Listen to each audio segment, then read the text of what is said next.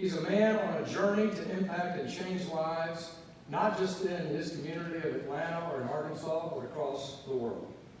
Everybody help me give Chris James a warm welcome to our nation's capital.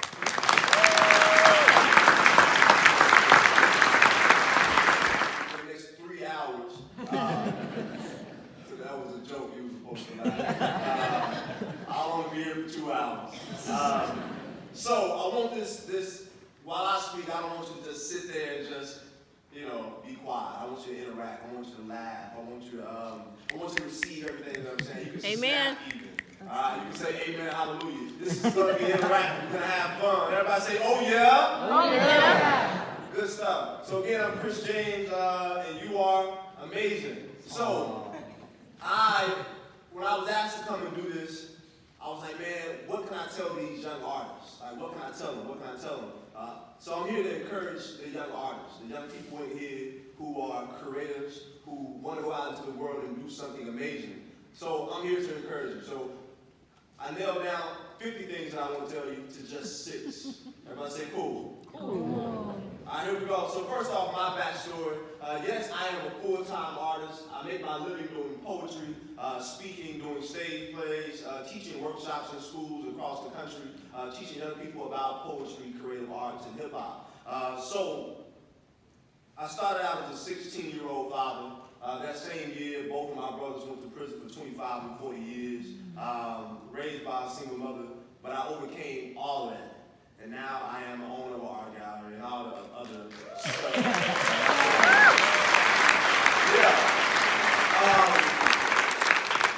And I'm also, I just happen to be the husband of a very beautiful woman. Stop.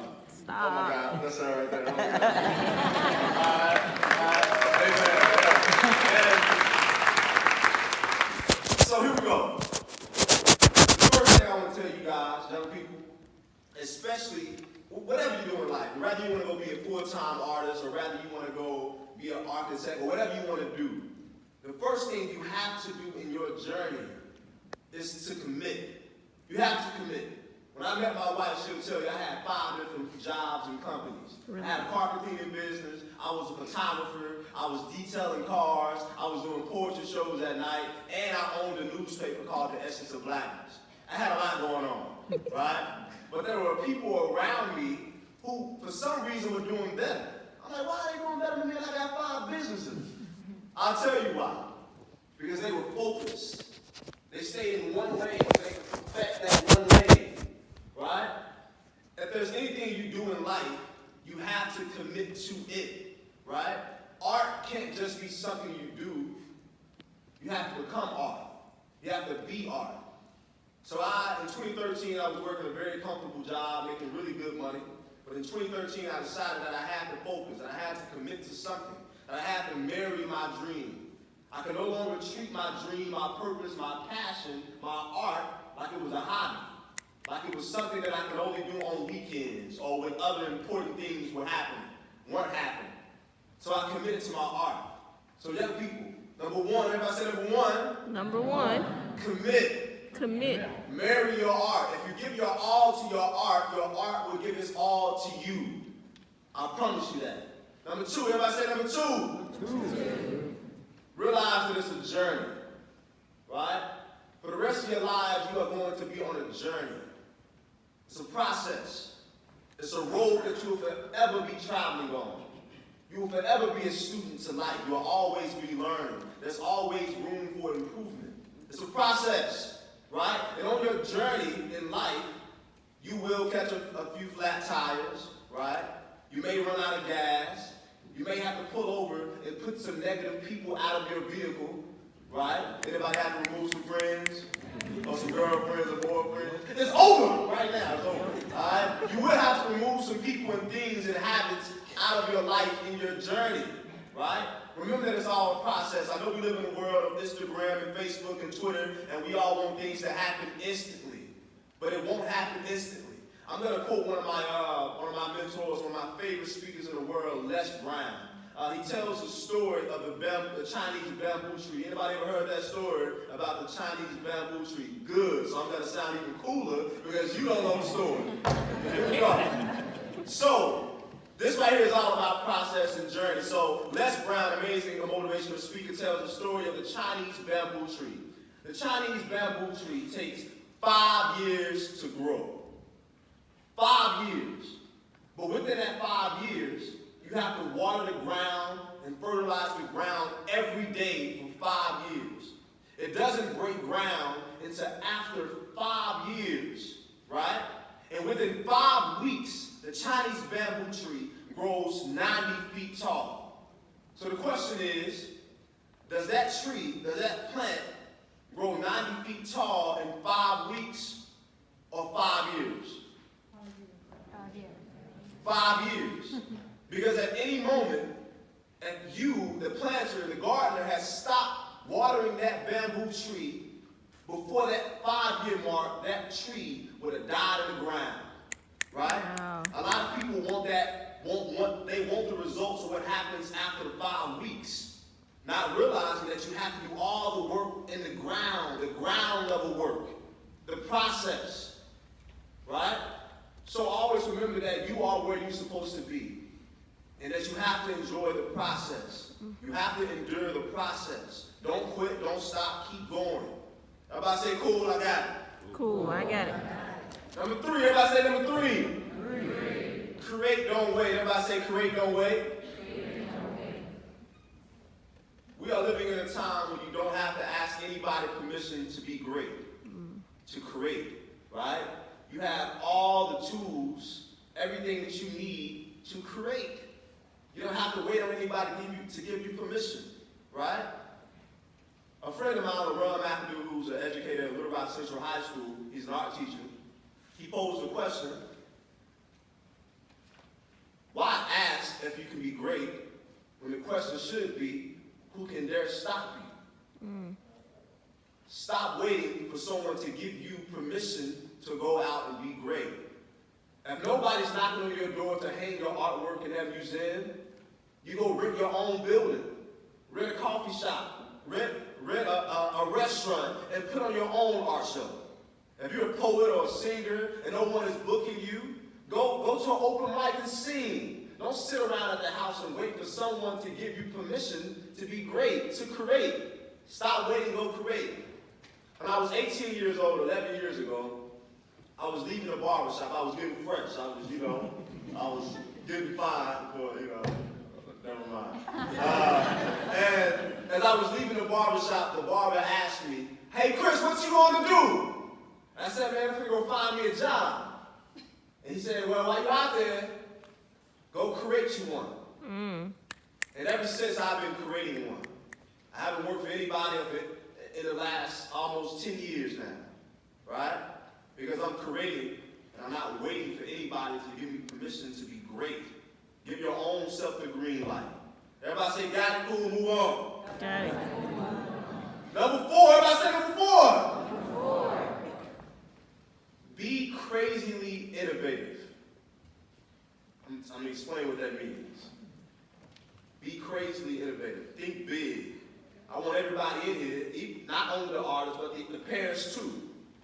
It's never too late. All the time is the right time. It's the right time right now. If you sit around waiting for a right time, you'll be waiting until you die. And then you can't wait no more because you'll be dead. It's always the right time. Be crazily innovative. When I think about people like the Wright brothers, who created the airplanes, right? Everybody, aviation, right? Then, right? These dudes, right? Keep in mind, they're humans. They got 5 fingers, 10 fingers on, 5 times 2, 6. They got 10 toes, 2 feet, 1 brain, 2 eyes. No different from me. These humans, they decided, they said, you know what, I want to create this metal thing with wings on it that can fly 30,000 feet in the sky with humans in it. Right. And they did it. Wow. Right? They are no more human than I am. Right? Look around, everybody. Look around real quick. You got people sitting to you that are millionaires, who drive their dream cars, people who are not so happy or whatever, right? But you got a lot of great people around you right now. But I want to tell you, they are no more human than you are. If your peers are making straight A's or are doing whatever, you can too, because they are no more human than you are. So when I look at the Wright brothers who created airplanes, I'm like, I can do it too, right? When my iPhone is messing up, I'm like, oh man, I'm not gonna let this iPhone outsmart me because somebody just like me created it. Right. Right? Marconi.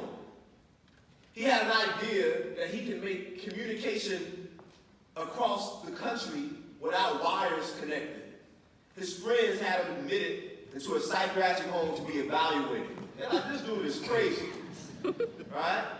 And now, because of his crazy innovativeness, we now have the radio. Right? He was crazily innovative. There was an Apple campaign in the 1980s, and it said, those who are crazy enough to believe that they can change the world are usually the ones that do. You have to be crazy enough to believe that you can change your world, that you can change the world. Be crazily innovative. Mark Zuckerberg says the only risk is the risk that you don't take. Take risks. Do things that are scary. Do things that your friends and your parents don't approve of. Right? Like, do it. I'm serious. Take a risk. Be non-traditional. Alright? When all your friends are going that way, don't be afraid to be the one to go that way. It's cool. I promise you. You may win. They may not. Or we all may win. We are living in a time where you don't have to do things the way that our great-great-great-grandparents did it. Right? I owned a newspaper in 2011 and 2012. Never went to school for journalism. I never, any of that. Got on Google, YouTube University, and I learned how to do it, and I did it. I created, I didn't wait. Right? So, be crazily innovative. Everybody say, show up. Show up. How many of you showed up today? Raise your hand if you showed up today. That should be everybody. All right, cool. Show up. There's power in showing up. I host a poetry scholarship competition every year for the last, maybe 5 or 6 years at PA Foundation. It's downtown Little Rock, Arkansas. It's an organization co-founded by Paul Leopolis and former President Bill Clinton. In this competition, we give 4 top poets in the state of Arkansas scholarship money. This year, we gave away around $13,000. There was going to be a first, second, third, and fourth place. 59 students signed up. Guess how many showed up? 4. 4 students showed up. Out of the 59 that signed up, only 4 showed up. So guess who all won? Everybody. Everybody won! But that right there proves to those young people that sometimes all I gotta do is show up. Even if I don't feel like it. Even if I don't want to show up today. Even if depression is laying in the bed with me.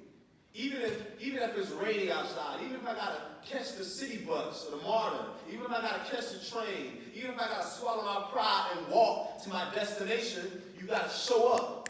You gotta show up for yourself, you gotta show up for your friends, you gotta show up for everything that is purposeful in your life. There are times when my wife wanna talk, and I don't even wanna talk today. She just be talking and talking. Amen. But I gotta show up. I can't just show up as a husband on Monday and Tuesday, or I'm gonna be without a wife. I gotta show up every day. Alright? Show up. Number 6, I'm almost there. We're almost there, all right? I got 1 more hour, all right? If you ever get to a place in life where you begin to question your own greatness, because it happens, especially in 2019, it's easy. Because you can instantly get on Facebook and Instagram, and you can see your classmates, you can see your family members, you can see them doing things that you feel like you should be doing right now. Like, I'm 29 now, my 10-year reunion just happened. And I'm getting on Facebook and I'm seeing classmates and friends buying, $1 million houses and driving dream cars with Model Y. My wife was a model too, so I made it. But You know, so it's easy to get on social media or to look outside into the world and see people that you perceive as doing better than you. It's easy to measure your own happiness and your success based off of what everybody else got going. Wow. So if you get to a place where you are questioning your own greatness, remember that it's a process. It's a process. It's a journey. Remember that your blueprint is different than his and hers. All right? Remember that you are enough. Remember that you are enough. So if you ever get to a place where you feel like giving up, well, man, I done exhausted everything, remember that it took 5 years for the bamboo tree to even break ground. It may take you 10, it may take you 15, but I promise you on the other side of that weight, of you being consistent in your journey, that there is a victory. But you gotta keep moving your feet. You gotta keep moving your feet. Right. You gotta show up when you don't want to. When nobody else wants to do it. If somebody at your job or in your art gallery or whatever, who wanna do this? Everybody like, shh. Be the one to say, I'll do it. Be that one to show up. Right. In closing, I have a poem. Is that cool? Cool. You got a lot to smile for you. You got a lot to live for you. You got a lot to do, so you can't give up now. You got a lot to smile for you. You got a lot to live for you. You got a lot to do, so you can't give up. Now look at your neighbor. You got a lot to smile for you. You got a lot to live for you. You got a lot to do, so you can't give up. Now look at yourself. You got a lot to smile for you. You got a lot to live for. This is a poem for all the humans who ever had the nerve to question their own existence. God called me and told me to tell you that he designed you imperfect on purpose. It ain't nothing in your mirror you should question. Your flaws are beautiful, accept them. Don't listen to what them naysayers be telling. Tell them you ain't buying what they selling. Because what you already got is a top quality and unvaluable commodity, came straight from the source when you were born. You were pure gold when you popped from your mother's belly. Come on now. Ain't nothing you need missing.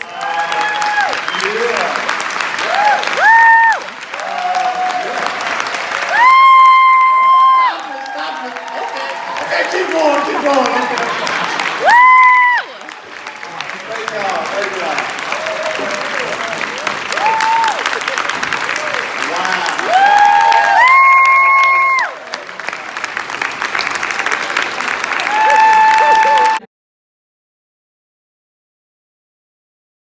Advice you gave, you said focus, which was so that's easier said than done, obviously. How do you prioritize? How do you choose what to focus on when you obviously enjoy everything that you're doing? I'll tell you this. You have to ask yourself, if you're doing 5 different things, do they at all make sense together? You have 2 things that you love to do, but they both demand commitment and focus. Do you think it's possible to do both of these 2 things? I would definitely encourage you to do one.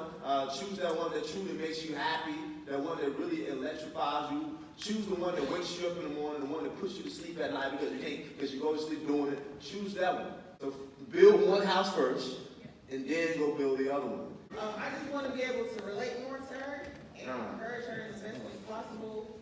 Just wanted to know maybe if you had any pointers, any recommendations. I think the best thing you can do as a parent of an artist is to just support him. As an ally to an artist, right? You may not understand the language of an artist, and your opinion sometimes can disrupt her process. So allow her to be an artist, however she is an artist. Talk to people who don't look like you, right? Years ago, I found myself real stuck. I only wanted to network and work and build with people who looked like me, right? Who came from similar backgrounds as me. And I was stuck. But it wasn't until I got out of that mindset, that I began to skyrocket in my career as an artist. So build with all types of people.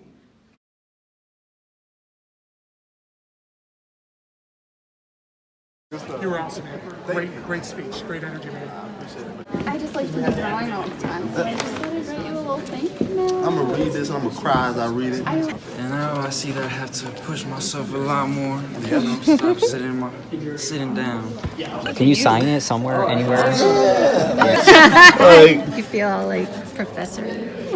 What's up, my man? How you doing, man? I'm not gonna lie, man. You from Texas, ain't you? Yeah, definitely. So you got a lot of time, man. Yeah. Take advantage of it, man. Much for blessing us with your phenomenal wisdom unto everybody. You are an artwork and just beautiful, a beautiful creation. Blessings to you and your wife. Abundant blessings to you all. It really opened my eyes. Yeah. One of my best friends, she loves you, and so I get to make her very jealous that I get to take a picture with you. That's Yes. what's up. I can't say this enough, but Yeah, so you could bring it. We've You never could bring had it any before we did a coffee shop. Never. Yeah, that's what the Give me the president chills. was I mean, I had tears in my like eyes at some point. I had chills. It was amazing. Yeah. It was really, really good. So thank you. I'm so glad that you were able to be our speaker.